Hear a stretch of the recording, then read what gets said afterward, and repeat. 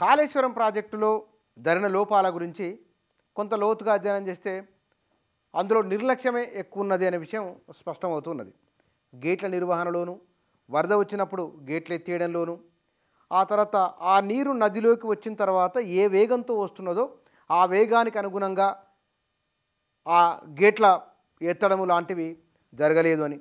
తర్వాత మేడిగడ్డ, అన్నారము, సుందిల్ల, ఈ అన్నారము సుందిల్ల మధ్య 33 వాగులు వచ్చి గోదావరిలో కలుస్తున్నాయి. మిడ్ మానేరు కూడా. ఇట్లా కలిసిన తర్వాత నీటి ప్రవాహ వేగం విపరీతంగా ఉంటున్నది. ఆ వేగానికి తగ్గట్లుగా లేదా ఆ వేగం అంత ఉంటున్నది కాబట్టి ఇసుక మేటలు వేయకుండా జాగ్రత్తలు తీసుకోవాలి అనే విషయంలో కూడా నిర్లక్ష్యం జరిగిందని మీడియాలో వచ్చిన వార్తలు. ఇందులో ఇంకా కొన్ని విషయాలు వచ్చినాయి. ఇది ఇక్కడ లోపం జరుగుతున్నది మేడిగడ్డ విషయంలో. ఆ నీళ్లు అవతల గేట్లు దాకి అవతల దుంకిన తర్వాత అక్కడ కొంత దూరం వరకు నీళ్లు పడేంత వరకు ఆ సిమెంట్తో ఏర్పాటు చేస్తారు బ్లాకులు కొన్ని, అవి కూడా వేగంతో ఎగిరిపోయినాయి. ఇట్లా పోతున్న విషయం ముందే గుర్తించి ఏడాది కిందనే చెప్పిన ఇట్లా నిర్వహణలో లోపాలు జరుగుతున్నాయి, ఆనకట్టలకు ఏదో ఇబ్బంది అయ్యేటట్లుంది, మీరు చూడండి అని అన్నారు. దాన్ని ఎవరు పట్టించుకోలేదనే విషయం ఇప్పుడు తేలుతున్నది. ఇందులో వారన్నారు పూణేలో ఉన్న central water and power research station వాళ్ళు వంటి సంస్థలతో అధ్యయనం చేయించాలని. ఇది 2020 జనవరి 28న central design organisation CDO chief engineer రామగుండంలోని కాళేశ్వరం ఇంజనీరింగ్ చీఫ్ ENCకి లేఖ రాశారు. అయినా దీని గురించి పట్టించుకోలేదు అనేది. రెండవది, దీంట్లో ప్రాజెక్టులో దీన్ని షూటింగ్ వెలాసిటీ అంటారు. ఈ షూటింగ్ ప్రాజెక్టు గేట్లు ఎత్తిన తర్వాత నీరు కిందికి దుంకే వేగాన్ని షూటింగ్ వెలాసిటీ అంటారు. ఈ షూటింగ్ వెలాసిటీ ఒక బ్యారేజ్లో ఒక సెకను కాలంలో, కన్ను మూసి తెరిచేంత కాలంలో ఇది 4 మీటర్లు ఉంటుంది సాధారణంగా, కొన్నిట్లలో 5 మీటర్లు ఉంటుంది.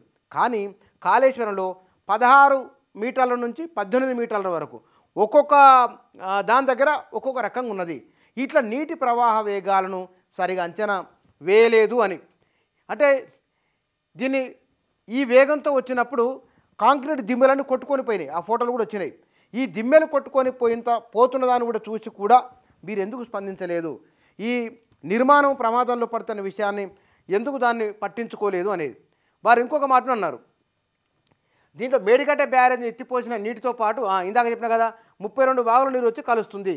ఈ వెలాసిటీ ఎక్కువగా ఉన్నట్టు ఇంజనీరింగ్ వారి గారు పేర్కొన్నాయి. ఈ సమస్య వల్లే బ్యారేజ్ దిగువన ఉండే కాంక్రీట్ బ్లాకులు చెదరైపోయాయి.